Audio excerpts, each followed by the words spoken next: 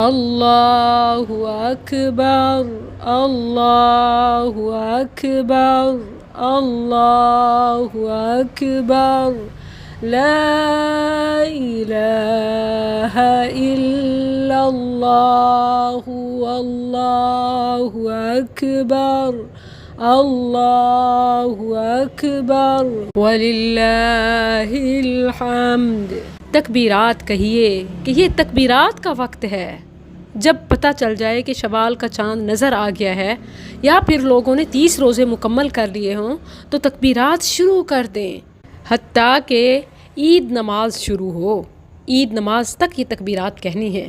اور اس کا اجر کتنا ہے؟ صحیح الجامع میں 5569 کے ریفرنس سے ہے کہ جب بھی کوئی تکبیر کہنے والا تکبیر کہے، اللہ اکبر، اللہ اکبر، لا الہ الا اللہ، اللہ اکبر، اللہ اکبر، وللہ الحمد، اسے خوشخبری دی جاتی ہے۔ ما احل محل قط ولا کبر مکبر قط الا بشر بالجنہ، اسے جنت کی بشارت دے دی جاتی ہے۔ سبحان اللہ، اس عمل کی کتنی فضیلت ہے۔ چھوٹے سے الفاظ ہیں، سب اہتمام کریں، مرد، عورت، بچے، گھر، بازار، باہر۔ عورتوں کو بھی حکم ہے کہ وہ بھی تکبیریں کہیں، جیسے ام عطیہ رضی اللہ عنہا سے روایت ہے کہ ہمیں حکم دیا جاتا تھا کہ ہم عید کے روز حائضہ عورتوں کو بھی اپنے ساتھ لے جائیں تاکہ وہ تکبیرات کہنے میں لوگوں کے ساتھ شریک ہوں۔ یہ صحیح بخاری میں 977 کا ریفرنس ہے۔ اسی طرح صحیح بخاری تعلیقات قبل الحدیث 970 کے ریفرنس سے ہے۔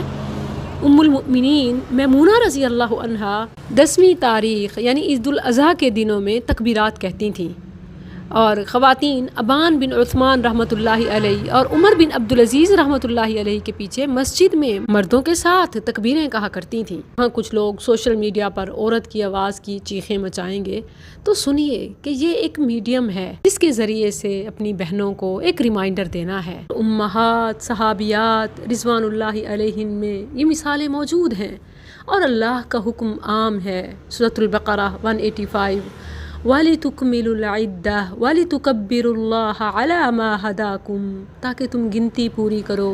یہ گنتی عورتیں مرد دونوں پوری کرتے ہیں۔ وَلِتُكَبِّرُوا اللَّهَ، اور اللہ کی کبریائی یعنی تکبیرات اسی طرح بیان کرو جیسے اس نے تمہاری رہنمائی کی ہے۔ اللہ نے مطلق تکبیر کا حکم دیا۔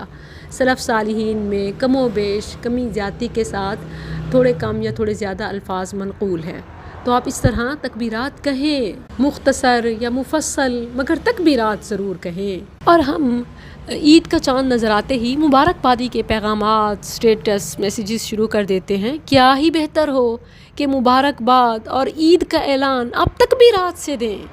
تکبیرات ایک دوسرے کو بھیجیں، آڈیو، پوسٹ، میسیجز، ہر طرح سے تکبیرات کو عام کریں کہ یہی اللہ کا حکم ہے اور یہی سنت ہے، اسی پر بشارت ہے۔ الا بشر بالجنہ۔ ابن عمر رضی اللہ عنہما سے بھی یہی مروی ہے۔ وہ عید الفطر کے دن سورج طلوع ہونے پر جب عیدگاہ جاتے اور عیدگاہ پہنچنے تک تکبیریں کہتے رہتے، اور عیدگاہ میں بھی امام کے بیٹھنے تک تکبیریں کہتے رہتے تھے۔